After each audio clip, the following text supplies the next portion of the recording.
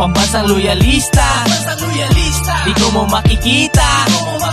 Pambansang loyalista, dito makikita ang totoong balita. 1, 2, 3, Pambansang loyalista, ito ang the best.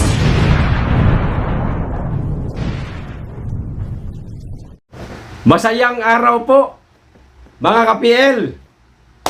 Political vlogger na si Kristan tinawag na di umano'y bayaran itong mga DDS trolls. At Antonio Triniling o mas kilalang sundalong kanin, mga ka-PL, sumang-ayon. Ang kaganapan o are, basahin ko po. Pero bago tayo magsimula, makikisuyo sa mga hindi pa po nakasubscribe. Baka naman. At pakiclick na rin ang notification bell para updated sa lahat ng upload at huwag nyo pong kalimutan. Palike naman po dyan, isang bagsak lang. Maraming salamat, makikisuyo lang po. Ito, ang sabi po ni Kristan, mga ka-PL, sa kanyang naging post sa Twitter yata ito.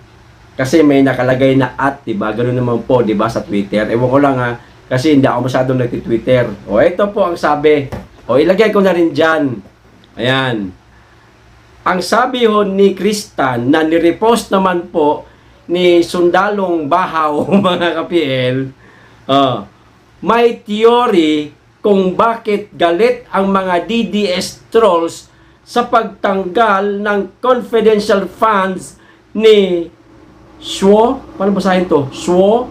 Hindi ko alam paano basahin to eh. Gawa-gawa nila to eh. It is possible na mawawalan ng pondo para sa sweldo ng mga trolls.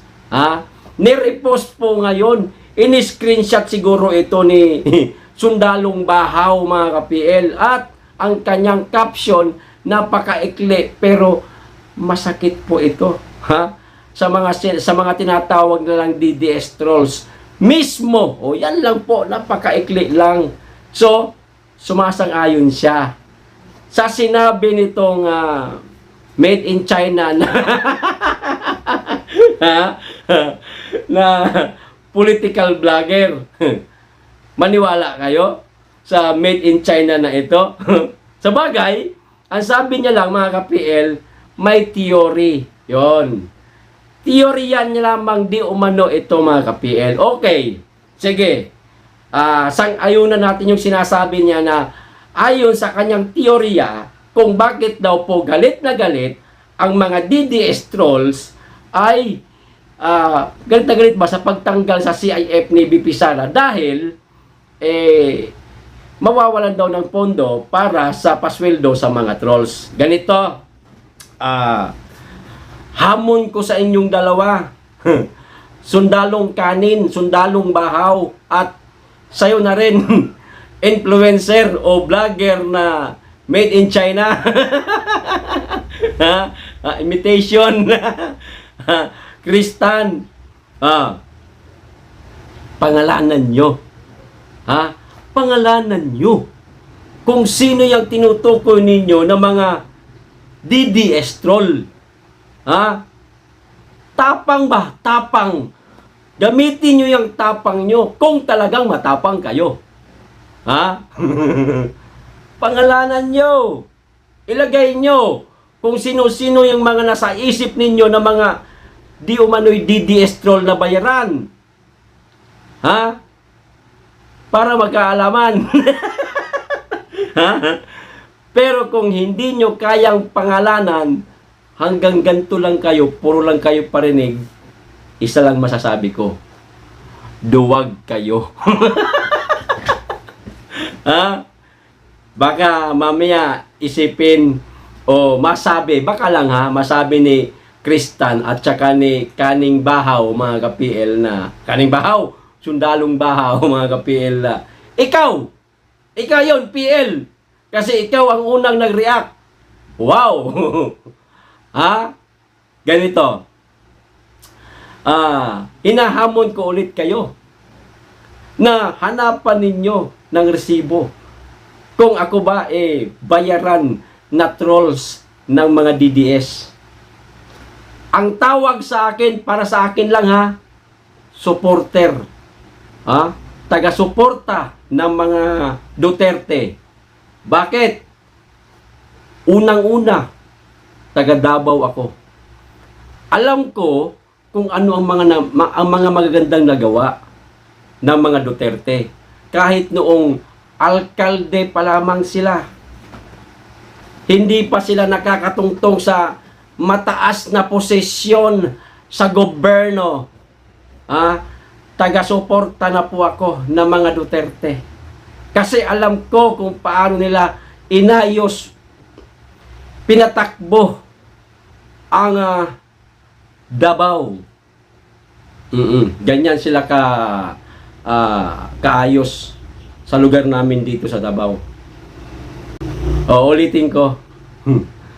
Kung sino man yung tinutukoy ninyo na mga DDS trolls, isang bagsak lang. Mamen. Pangalanan nyo. Kayong dalawa. Pero kung hindi nyo kayang pangalanan, tumigil kayo sa kapaparinig. Walang magagawa yan. O baka naman made in China. Baka lang naiinggit ka. Gusto mo rin? Hanapin mo sila kung sino yan sila. Tapos makikunaibans ka na rin. Baka lang naiinggit ka. O kung talagang meron mga trolls na bayaran. Ulitin ko. Pangalanan nyo. Huwag kayong duwag. Okay? Nagkakalinawan tayo? Nagkakaintindihan tayo?